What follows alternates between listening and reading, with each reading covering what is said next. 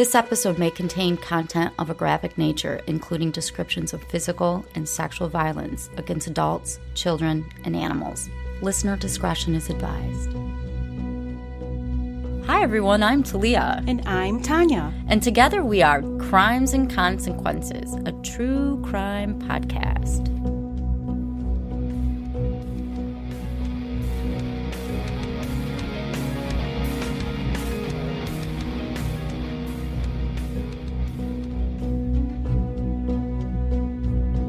Welcome back, everyone, to another episode of Crimes and Consequences. I'm Tanya.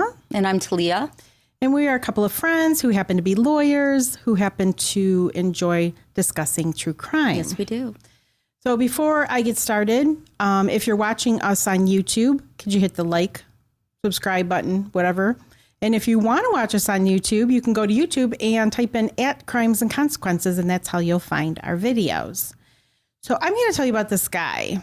His name is Edgar Eugene Pierce, and he was born in August of 1937.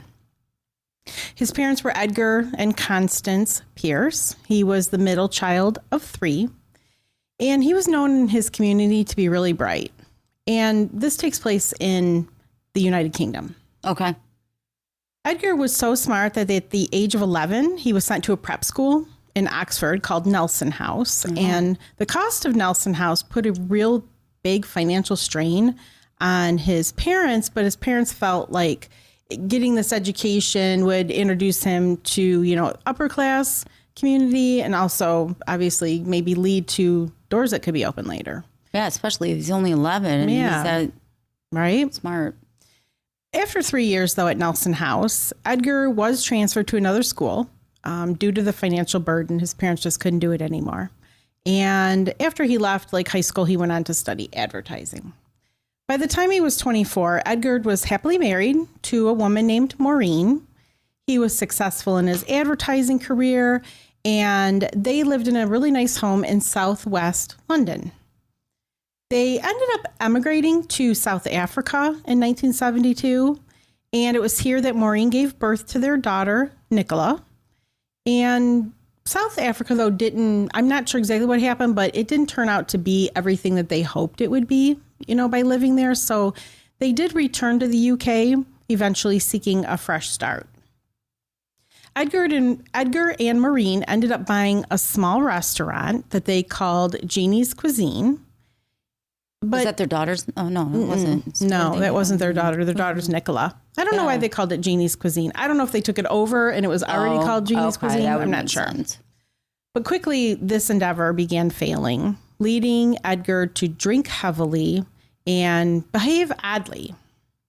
It's reported that one evening, like a rare evening when the restaurant was filled with customers, Edgar fired a loaded shotgun at the ceiling. What? And he just started being weird. Well, that's why the business is failing. I know, right? Would you go back? No. And I would tell all my friends that the owner is fucking nuts. Right. I'm not going back. Yeah.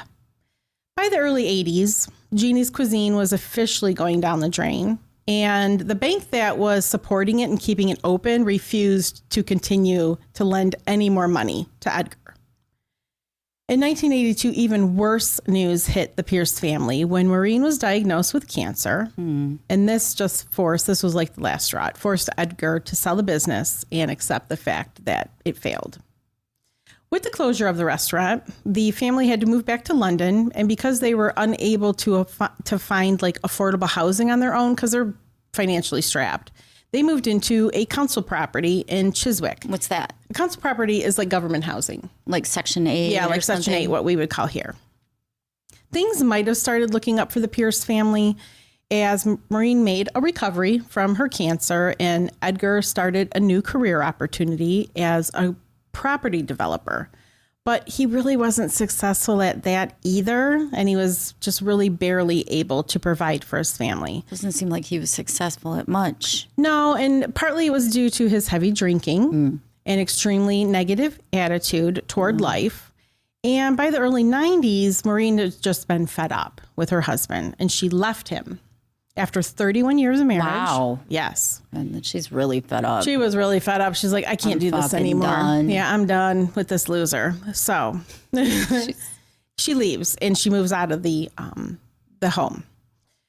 To his community, Edgar was a loner who really only spent time, like what he did with his day was he went and visited his brother. He visited his ex-wife and he watched TV. Wow. Wow. He lived alone in the council property. How's he making money? Well, at this point in 1992, he's like rock bottom. So he couldn't support himself any longer. He, like you said, he's a failure at everything he tried. So to keep himself afloat, he started to illegally sublet out a room in his council property. Okay. Helps pay the rent. Yep. Help pay the rent. And the rent was so high for this room in his council property that he was able to pay his rent, pay for groceries, and the heavy drinking habits that he had with Somebody the money. was getting ripped off. Somebody was getting ripped off big time. It was reported that Edgar drank so much red wine that sometimes he would drive to France. And when he arrived back, there were so many cases of wine in his car that the car's axles looked like they were ready to give up. Like his car was just so low. What just the had cases and hell? cases of wine in his car. This behavior continued until one day, Edgar was found collapsed in the street, which led to a hospital visit, obviously. He's like, what, passed out drunk or something? He passed out. They're not sure. He gets to the hospital and he was diagnosed with epilepsy. And he suffered some brain damage from the seizures he was having. On top of that, his lifestyle choices didn't help his health. Right. When he was found collapsed in the street, he also suffered a broken shoulder and he had to have surgery. And it's believed that maybe he had a mild stroke instead of a seizure that caused him to fall. But after weeks of healing in the hospital, Edgar was released, but his behavior just got only stranger. Oh, boy. He never really recovered from these injuries, just to let you know. The surgeries that he had and this brain damage, all these things affected him in the following years. He developed obsessive behaviors. And one of his obsessions was with Sainsbury's supermarket. What? Yeah. What? He kept his kitchen fully stocked with Sainsbury cleaning supplies and groceries, but despite this, his house was often in disarray. Tenants, So weird. I know, it's so bizarre. Tenants and neighbors would report that Edgar would often cook himself like extravagant meals starting at 6 a.m, like roasts and just like these the huge meals that take all day to make. He would enjoy these meals with several bottles of wine. I wonder if that's alcohol, like induced dementia or something. It could be. I didn't think about that. Yeah, it could be. He spent most of his days in a drunken state, and he was often aggressive and abusive toward neighbors and female tenants. And the children in the neighborhood were also terrified of him. He's an asshole. He's just a bastard. One of the drunk guys. Stay away from him. Stay away from him. Exactly. Edgar viewed himself as better than everyone else. So pretty much, he's better and everyone's a piece of shit. Narcissistic. Yeah, worthless. And, that's how he would treat them. One neighbor reported that Edgar purposely flooded his apartment. I don't know why. Maybe, I don't know, to bother other tenants. He gave her teenage son a live bullet. Whose teenage son? This neighbor. And he put shotgun cartridges on her doorstep. Oh, now he's just fucking with people. It's just being weird. Eventually, her husband would confront Edgar about these things, and he ended up beating the shit out of Edgar. Wow. Leaving him needing hospital treatment for a broken jaw. Edgar, come on, man. Get your shit together. So as you can imagine, Edgar is very angry with the world. I mean, he's not only like a bastard to his neighbors, he's a drunk. He just is angry. He's better than everybody else, and they're treating him like shit. And he hasn't a pot to piss in, and he's, living in this council house, and his life just really isn't going anywhere. It's just not fair. No. External locus of control, it's called. The world is against you. Yeah, the world's against him is exactly how he felt. He complained about everything and anything, and he would also try to finesse the system, even if it meant putting others in trouble. He had a hatred toward the world. He was addicted to alcohol and eventually painkillers. Oh. He always had this idea like he wanted to get revenge against society, because he had been dealt such a bad hand that, he had absolutely nothing to do with. No, right? He's so smart. Yes. And look what the world did to him. Yeah, and he felt like he deserved better. This longing for revenge only enhanced when Edgar watched a documentary about a man who attempted to blackmail a baby food company in the late 80s. Oh, I think I kind of know about this. You remember? Yeah. This documentary made Edgar sit up and, the wheels start turning in his head. So what if he were able to blackmail some company or something to get money that he felt he was so deserving of? But in Edgar's backyard in Chiswick, he had a greenhouse. This was the perfect spot for Edgar to hatch the beginnings of his plan and get to work. Edgar was once an experienced handyman, but his alcohol addiction prevented him from taking that skill anywhere. But he had the skill. And so because of his experience and just playing around with like clocks and tinkering with other things at home, Edgar was able to construct various weapons, mostly bombs. In his greenhouse. Yes. Neighbors reported that Edgar often was in his greenhouse late into the night, but they never really thought anything of it. I guess they thought he's fucking the weirdo in the neighborhood. And I guess they thought, he's just really got a green thumb, apparently. I don't know. Really. Yeah. Or that's just him drunk and cuckoo. Right. I think he's probably passed out in there enjoying a bottle of wine or something.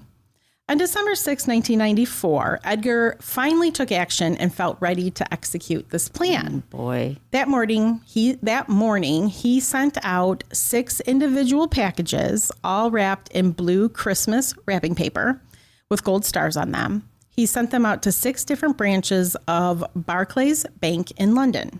This is who he's targeting. The bank. He used an old-fashioned typewriter to address each package and paid for first-class mail. All packages contained like a flyer where it had pictures of what looked like the characters in that movie Reservoir Dogs by Quentin Tarantino. Oh, yeah. Where they had like the black suits. And, great movie. Yeah, it was a great movie. But it wasn't the actors. I'm just going to tell you, it wasn't the actors on the flyer because I do have a picture of it, which we'll show. But they were dressed like that. He captioned the photo, "Welcome to the Mardi Gras experience," whatever that means. Right. And clearly these bombs were homemade. They were stored inside empty double video cases with another like Mardi Gras logo. I don't know. And they consisted of spring-loaded bolts with a sharp nail at one end. Yeah. So connected to the end of this was a shotgun cartridge primed with gunpowder and packed with ball bearings. So when it explodes, the ball bearings are supposed to go So you're just telling us how to make a bomb now. Well, I'm not telling you how to make it because, you'll find out. Okay. While Edgar had intended for these bombs to explode outwards, he had packed them too loosely and they didn't explode correctly. Oh, shit. A clerk working at one branch that received the package was named Balihari. She suffered burns to her arms and hands when the explosive went off as she opened it. Another clerk at a branch a few miles away, named Martin Grimsdale, he was left temporarily deaf when his package exploded. But the 4 other packages that he sent out, because remember, he sent out 6, right? They were recovered before they exploded due to fast-acting staff who raised an alarm amongst the other branches of the bank. Forensic experts believe that if Edgar had packed the shotgun cartridges any tighter, then they could have easily killed someone who opened it. At this point, police weren't sure, where to turn, who is sending these packages. They started with figuring out how the devices that Edgar made worked. They were looking for anything unique in it. They usually will analyze signature something. They're looking at the contents of it to see where it came from. Yeah, where exactly. It bought the supplies. Right. They started looking into Barclay Bank's personnel files and customer complaint files because maybe it's a disgruntled ex-employee or a customer who was pissed off about something. 2 days later, on December 8th, 1994, a typewritten letter was sent to police. In this letter, Edgar demanded that Barclay Bank pay him £2,000 every day for the rest of his life. What? Yeah. Come on, That's what he wanted. Let's be reasonable here. And how are you going to get that and not get caught every day? I know. Yeah, it's going to go into a bank. You have to access the bank account, right? I mean, what is this? Yeah, he outlined this detailed plan of communication that police were to follow and how they would pay him the ransom. His plan was that Barclays would create promotional Barclays cards, which were cash cards, and give them away in magazines. Only they didn't work. Okay, he would then get like a special pin through a coded passage in the personal columns in the Daily Telegraph. And they wouldn't be able to trace at all where that money. No, he didn't think so, where he's right? getting that money from when he uses the pin and all. Right? That. No, I mean you're going to have to access it at a bank or an ATM, right? I mean, they have cameras everywhere, even in 1994. But what is this? I am getting ahead of myself. Okay.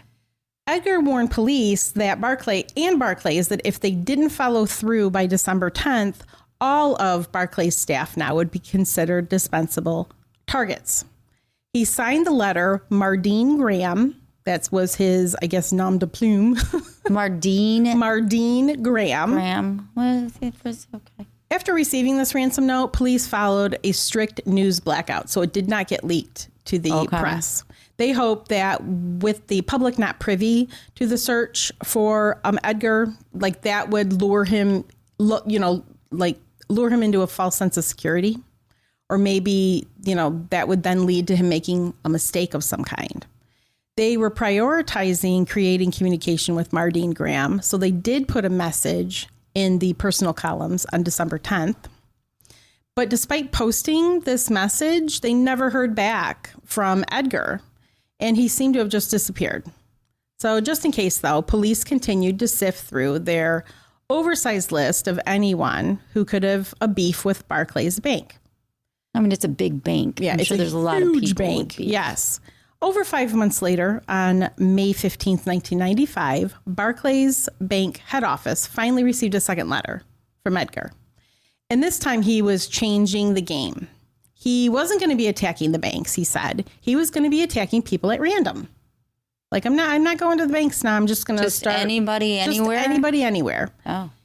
Although Edgar was selecting people at random, all the bombs had a similar tag. It said on them, with the compliments of Barclays card, end quote. Yeah. What an asshole. On May 19th, a bomb arrived at an address in Petersboro. On June 1st, a bomb arrived at a shop in Dymechurch, Kent. On June 9th, a pub in Chiswick, where he lived, received a bomb. This was the only one that exploded, the one at the pub, and no one was seriously injured. In the 2 weeks following these three attacks, 3 more bombs were sent out. One of those was sent to a Barclays head office, and the bomb was actually sent deactivated because it didn't have a firing pin. Like, I don't know if he forgot it. I don't know if it fell drunk. apart. He's probably wasted. Probably. Totally forgot. Throughout these attacks, police continued with their blackout news strategy, so this was not being reported in the media. They were really trying to avoid any kind of public panic, and also any copycat bombers. Oh, yeah. That makes sense. Edgar continued with the cycle for these next few years. Years? He had the United Kingdom like in a terror at one point for years because it just continued. There would be a string of attacks for a few weeks, bombs sent out to various residential locations around London, and then he would go quiet. People's houses? Mm-hmm. But nobody died? No. Edgar would create an experiment with different ways to conceal his bombs. Sometimes they were in a videotape bag. Other times they were in rolled up newspaper or in a hollowed out book. His favorite and most notorious way, though, was to conceal them in a Christmas gift, like he did initially, Well, you got to wait till around Christmas to do that. I know, otherwise, right? That's not very... No. You're not... Exactly. He had to wait to do it once a year. Edgar always didn't make his bombs the same way either. Sometimes they would just be like really just kind of clearly homemade, like just kind of janky and, whatever. They would blow up in someone's face immediately, even though there wasn't any serious injury at this point. Because he didn't put a lot of shrapnel and stuff No, in he it. didn't. And other times they were made with more care. he didn't always send them through the mail. Sometimes he'd drop them off personally or leave them on a curb somewhere. With time, Edgar's homemade weapons started becoming more and more dangerous and lethal, though, because he's making them. He's getting more sophisticated. Yeah, right. And police were really starting to fear that someone may actually die at the hands of the Mardi Gras bomber, Mardine Graham. So ridiculous. Yes. During the periods where Edgar wasn't randomly sending and leaving bombs around London, he was perfecting his craft. He was incredibly patient and very determined to successfully complete this, mission he's on. He's got nothing else to do. He really has nothing else to do. On top of this, plus he really wanted this money. So on top of this, Edgar was incredibly calculated and cautious. He would test all of his bombs on a remote plot of land, seeking improvement, to his various homemade devices. While he was randomly choosing locations for his bombs, there was some method to his madness. He once admitted that he chose the pub in his neighborhood in Chiswick that I mentioned earlier. He did that because he was starting to get concerned that his packages weren't arriving at their destinations successfully due to police and news outlets not reporting on him, I guess. I don't know, maybe the mail would catch them or what have you. He's not hearing about any bombs Right, going he's not off hearing about anything going off. So he knew if he sent one to his local pub, he could go up there later. And see. Yeah, for a drink and make sure it got delivered. And this feeling was exactly what the police were hoping Edgar would feel, that would then maybe lead to him slipping up. Like they think maybe he's going to get a little sloppy. Frustrated that his plans were not being widely reported on, Edgar decided to change his method and change his MO. Right. Yeah. On December 17th, 1996, a letter arrived at the Daily Mail offices with a threat. I like the Daily Mail. I know. The Daily Mail is fun to read. It had this threat. It stated that unless Sainsbury supermarkets acknowledged the Mardi Gras bomber publicly and they paid the ransom that he demanded, he would resort to shooting Sainsbury customers with a homemade crossbow device. I thought he liked Sainsbury. He does. He was obsessed. Okay, I don't know. Now he's going to shoot him with a crossbow? Yeah, he's going to shoot him with a crossbow. What the fuck is this? He wrote in this letter that the crossbow would be mounted inside a large bag that would fire through a prepared slit in the side after being activated by a fishing line attached to the trigger. What? So he's got it all covered and maybe hidden somewhere. And he's telling them all. Yeah, he's just telling them all. The details. I know. He chose this method because he could do this in a crowd of people while still escaping and remaining anonymous and mysterious. He could trigger it, I guess. What is this? Okay. He also included a picture of a woman grocery shopping alone with the caption, quote, targeted for active, end quote. Edgar wanted the Daily Mail to put this picture in the paper, but police thought this threat was a bluff, as it would require the Mardi Gras bomber to operate in person and put his anonymity at risk. Yeah. I mean, he's going to be at the grocery store. So the police and the Daily Mail decided not to follow Edgar's instructions, and they didn't post the picture. Less than a month later, on January 7th, 1997, Edgar mailed another letter that contained 2 photographs. One was of that solo female shopper, and another was a homemade crossbow. And once again, Edgar's demands were ignored, and he kind of just fell off the charts again. So he actually made the crossbow? He made the crossbow, I guess. Early in 1997, police in London were using 2 types of profile hunting for Edgar. First, the lead profile for the FBI's Unabomber task force. His name was Bill Tafoya. He helped create a psychological profile for Edgar. Bill reported that Edgar was most likely a male, middle-aged, with average intelligence, who most likely had a boring job. He would be a person who often held grudges, even for the most minuscule things. Bill hypothesized that the bomber was most likely a loner who lived in London, and his reason for targeting Barclays and Sainsbury were most likely overly simple. He was insulted maybe by a staff member or bought bad groceries from the store. Something little like that. Bill felt that if Edgar was able to build more complex bombs, he would have by now. Bill highlighted the fact that Edgar used everyday items that were easily accessible. to him to build the bombs. So it wasn't anything like a complicated ingredient in it. The police also utilized a geographical approach to narrow down the search. They knew that where Edgar lived had an impact on where he acted. Right. So they have all this technology now that can help narrow it down. They did that with Jack the Ripper in that one episode I did remember. Yes, I do remember that. They actually have an expert that can narrow it down. Yeah, I do remember that. So the police in London, they continue to partner with the FBI and utilized a profiling software called Orion. And what that system did was help police create a clearer pattern of locations of attacks. While the majority happened in West and Southeast London, Orion helped police narrow it down that most of the attacks happened near Chiswick, which is where he lived. Despite all of this information, police still struggled to narrow down their search, and for 11 months, their hunt continued as the Mardi Gras bomber was silent. Oh, he didn't do anything for 11 months? No. On Saturday, November 15th, 1997, Edgar made his return as the Mardi Gras bomber. This time, he targeted 3 branches of Sainsbury. He went with his tried and true method, the video case explosive. He left copies of the film Grand Canyon in abandoned bags of groceries inside Sainsbury stores. All 3 of these devices were the shotgun cartridge type that, when triggered, would fire pellets into the face or body of the person opening them. But this time, Edgar made some modifications to that.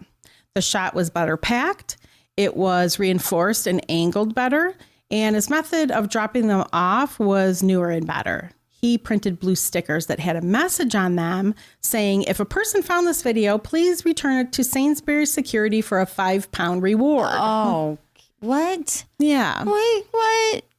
He then left them in parking lots, prompting random citizens to find them and bring them inside the store. This lowered his risk as he didn't have to enter zones that were patrolled by CCTV footage, so he could stay out of the range of the cameras. 10 days later, he executed another attack. This time around, he used videotapes again, but they all contained a red dot and a sticker with a message saying, any video bearing a red dot has been cleared by Sainsbury's security staff. Okay. 500 yards from a Sainsbury, one of Edgar's bombs exploded itself. What really shook people with this specific bomb is that it was placed around the street from an elementary school. A kid could have gotten that. Just an hour later, a customer at another Sainsbury turned in one of the tapes after finding it left outside the store in a shopping bag. The second device found was quickly disarmed, so no one was hurt with that. On December 6, 1997, a 73-year-old woman named Joan caught a bus from a stop directly outside of a Sainsbury. When she arrived home, she noticed that she somehow had acquired another shopping bag from the store. What? She pulled out one of the Mardi Gras videotapes, the device, and she had no idea what she was looking at. So, I think she was at a bus stop. I think she probably set her groceries down, and around where she set her groceries down, there was a bag with this bomb in it. Groceries. Okay. Yeah. Oh, that's pretty clever. Thankfully, seconds later, to her discovering this, a neighbor came over just to say hi. The timing was perfect. And he instantly noticed the device from the news because it had been reported, these weird packages at Sainsbury. And he got Joan to safety before anything tragic could happen.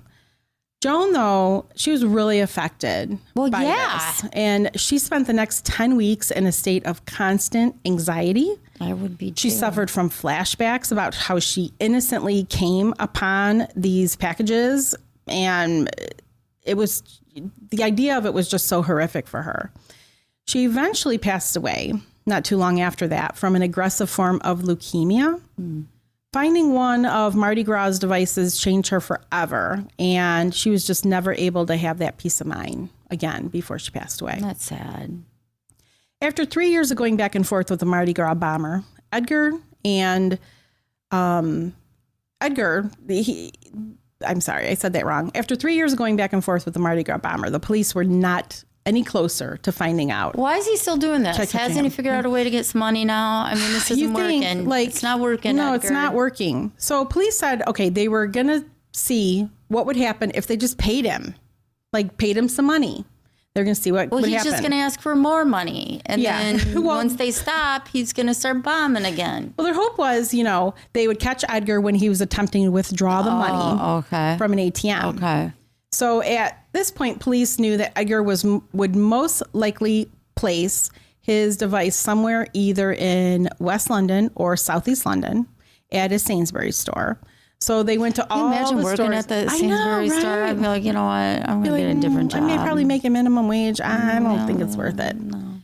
They went to all these stores in those areas. The police did, and they amped up the security with more CCTV surveillance, knowing that this was going to be a huge task for police, and the chances of actually catching him were, by planting a device were slim. Police attempted to lure Edgar into communicating with them.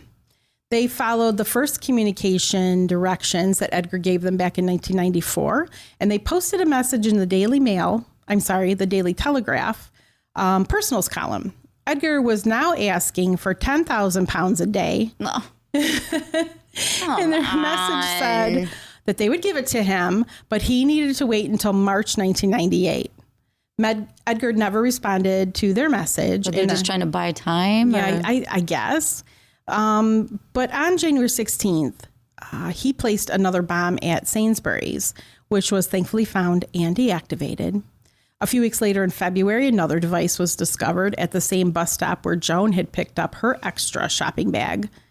This device did explode, and one person was injured, but not seriously. 1 week later, a person found a shopping bag full of things outside near a Sainsbury and decided to take it. While driving home, the bag suddenly exploded in the passenger seat of that guy's car. Oh, shit. And he wasn't seriously injured. But on March 4th, 1998, a 17-year-old was seriously injured, though, when one of the Mardi Gras devices was left at the Sainsbury where he worked. Yeah. He's only 17. And if Edgar had made another attack, it would be his 36th attack. So that's how many bombs he sent out over these years. What? Yeah. And at least he wasn't that effective. Thankfully. Nearly 2 weeks later, on March 17, 1998, Edgar was finally caught on camera by surveillance video. He crossed a busy street in front of a bus, carrying a black bag with a gloved hand. He set the bag down just a few feet away from the entrance of Sainsbury and made a few adjustments to the package before walking back across the street. 5 minutes later, the device exploded, and this was all caught on camera. Thankfully, no one was injured. And the footage did not show Edgar's face, so police still didn't have an idea who this man actually was. And they decided, we're going to play along. Finally, we're going to give in to his demands. And they were going to pay Edgar 20,000 pounds to catch him in the act. They wrote in the personal columns of the Daily Telegraph and informed Edgar of the date, time, and arrangements for him to access the bank account.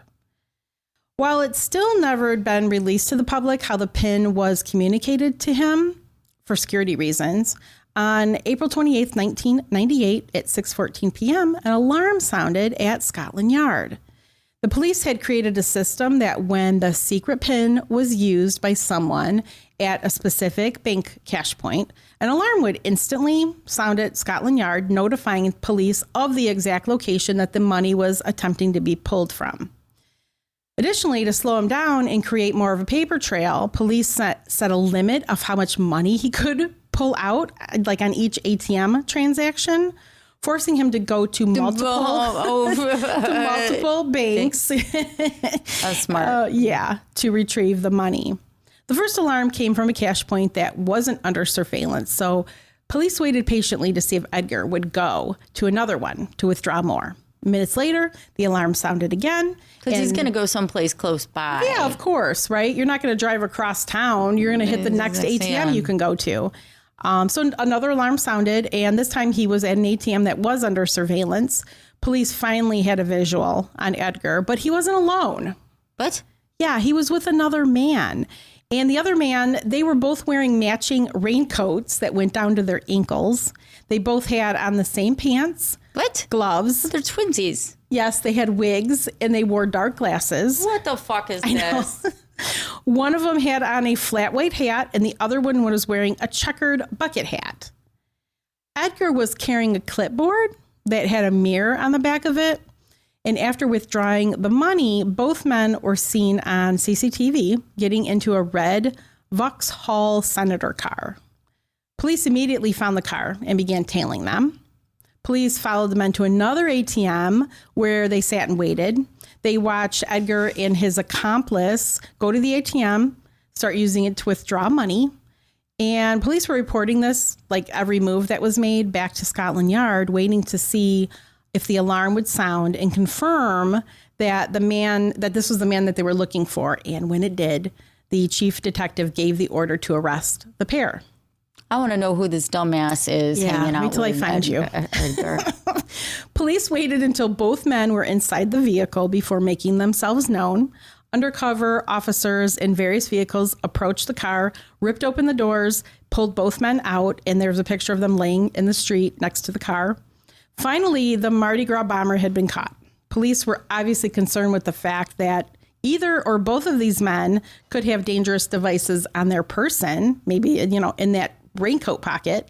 So they proceeded with caution while searching them. After removing the wigs, glasses, and hats, police were faced with two older men. It was Edgar and his brother, Ronald Pierce. It's like Dumb and Dumber. Yeah. Brother? His brother. His brother. Yes. Yeah, okay. The one that he, spent most of his time talking and visiting with. Oh, every day. Yeah. While Ronald, Edgar's brother, had nothing of significance on his person other than his tacky disguise, Edgar had some interesting items on him. In his pockets, he had detailed notes of the locations of the ATMs that were not recorded by CCTV and a route plan of roads to and from each ATM without CCTV footage. So they really researched this. He did. Yeah. Edgar also had a piece of paper that contained the secret PIN number set for police. And he had on him 1,500 pounds. Is that hard to remember the PIN number? Honestly, like if this was like four me, digits. I would have memorized. I would have wrote it on my hand or some shit. I don't know. I would have memorized it. The Mardi Gras bomber, now he had officially been caught because they've now got this overwhelming evidence. They got to be so disappointed at what a dipshit. Yeah. Thank you. He is. Edgar and Ronald, who were brothers, like I mentioned, were taken to different police stations for questioning after being arrested, while police went to both their homes to search it. So upon arriving at Ronald's house, it was obvious that Ronald wasn't really involved in this at all. But at Edgar's house, they found a treasure trove of evidence. They found 2 fully and functioning pipe bombs, 4 pipe bombs in the process of being constructed, a fully loaded shotgun, materials to make more shotgun devices. They found 12 gauge cartridges, 2 crossbows, 12 homemade crossbow bolts, a stun gun, a loaded revolver. I mean, they just found all kinds of shit at his house. Geez. It was just crazy. And they found stationery and adhesives that matched the ones attached to previous devices. Police had no doubt that they had caught now the Mardi Gras bomber. And they believe that if they hadn't caught him, he would have continued building and using these devices to terrorize the community. Edgar wasn't afraid to tell his story, like once he got to the police station. Upon questioning, he sang loudly as he proudly shared, not literally sang, he proudly shared with police the amount of dedication and care. That's all he did. That was his full-time job. Yeah, that was his full-time job. He shared how he selected various targets and how he decided which device he would use. The one thing Edgar would never admit to is that he intended to hurt people. No, I'm just putting bombs all over. I didn't want to hurt anybody with the bombs. No, yeah, no. He maintained throughout questioning and in his trial that he never wanted to hurt people. No. He didn't want to discuss the potential harm and threats that he posed to the public either. Both Edgar and Ronald were sentenced to 3 counts: conspiracy to blackmail Barclays Bank, conspiracy to blackmail Sainsbury, and conspiracy to possess firearms with intent to endanger life. At their first hearing, Edgar and Ronald were held in jail for over a year. No attempted murder? Even for that 17-year-old that was seriously injured? No. They were in jail for over a year, waiting trial. Throughout this year in jail, the brothers would appear in court over 20 times for various charges around the bomber case. This include causing bodily harm, possessing prohibited items, blackmailing, causing explosions, intent to endanger life. So it wasn't murder. It was murder. Attempt to endanger life. Surprisingly, both Edgar and Ronald pleaded not guilty to every charge. Ronald, I know. And Edgar, come on. When the trial, Edgar. I know, come on, dude. Come, like, we've seen your greenhouse. Yeah, right. What the fuck, Edgar? We found bombs at your house, man. Right? Like, what is this shit? When the trial finally came, Edgar ended up pleading guilty to all the charges. Good. While Ronald only pleaded guilty to possessing a stun gun. To being a dumbass. Yes. Ronald was sentenced to 12 months in jail for the stun gun possession. However, at this time, he had already served over 12 months in jail. Got time served. Yeah, so he was a free man. But Edgar had to stay behind. Okay. On Thursday, April 14th, Edgar was sentenced to a total of 224 years in jail for all the individual charges. But luckily, these would be served like concurrently. So it wasn't stacked. It wasn't a total of... Luckily for him. Yeah, luckily for him. So the maximum amount of time that he was going to spend in jail was 21 years. Well, he's got to be older. Yeah. In an attempt to get him less time, Edgar's defense team attempted to plead that he wasn't guilty because of hypertension. Okay, that's high blood pressure. Yeah, okay. Heavy alcohol use. Really? And that he had bleed on the brain. But I guess it didn't affect the fact that he terrorized London for 4 years, but he could do that, but he wasn't guilty. But whatever. Can't let him out. You cannot let him out. He'd be cuckoo again. Yeah. So remember back in the early 80s when Edgar's family's restaurant was forced to close? Yes. Jeannie's or Janine's or yeah, something like that. Jeannie's Cuisine. Something Well, it was Barclays Bank was the bank that ended the loans. Son of a bitch. Yeah. And there you go. And that's what started all of this, in case you were wondering. Edgar was always described as a man who believed he was better than everyone else, like I told you. And he truly believed that he was entitled to some sort of financial support or benefit because of his sad, sorry life. Despite everything, Edgar put a risk over money. He never actually received a penny, that money that he was taking out of those ATMs. But he's getting 3 free meals a day and shelter. Yeah. He was the cause of police changing their tactics, like for bombs and changing the way that they train their new police officers. And Edgar served his time, and he's now in his 80s living a quiet life somewhere. But how did he serve his time? Was 94? I thought you said he got like 20 years. It's been 20 years, girl. He's out. Yeah, so I imagine he's in poor health, but he's still alive. He's in his 80s. He made it that still far. Planning. Oh, I wonder. He's probably in a nursing home. Yeah, in a nursing home somewhere at the taxpayer's dime in the UK. So, or maybe he learned a lesson. Maybe. I doubt it. I don't think he's the type that would. So that is the story of the Mardi Gras bomber. And at least he didn't kill anybody. No, and it was a little different than the ones we usually. Yeah, I don't think we've ever had one where somebody didn't end up dying. Yeah, so. I know. I'm like, well, we did. We had one that was a really bad domestic violence case. I do remember I did that one too. And Dave S., who was a listener, he suggested this episode. Thank you, Dave. So I hope he sees it and sees that we did it. Or hears it. Yeah, or hears it. On your favorite podcast app. You know what I mean. So thank you, everyone, for watching or listening, however you're doing that. Don't forget to hit the like or subscribe. If you want to go to our website, it's crimesandconsequences.com. We have merchandise if you're interested in that. YouTube at Crimes and Consequences. Thank you, Talia. And we also have a Patreon account if you would like additional episodes that are not the weekly free episodes that we publish, but we offer an additional episode every week that is exclusive to our Patreon members. Our favorite people. Yes, our favorite people. That's patreon.com/TNT Crimes. You can also subscribe on the Apple Podcast app. You get the same episodes. And you also, as part of the benefit, is you get these episodes early release and ad-free. And I think that's everything. So until that's good enough for me. Yeah, until our next episode. Don't kill each other. Bye. Bye.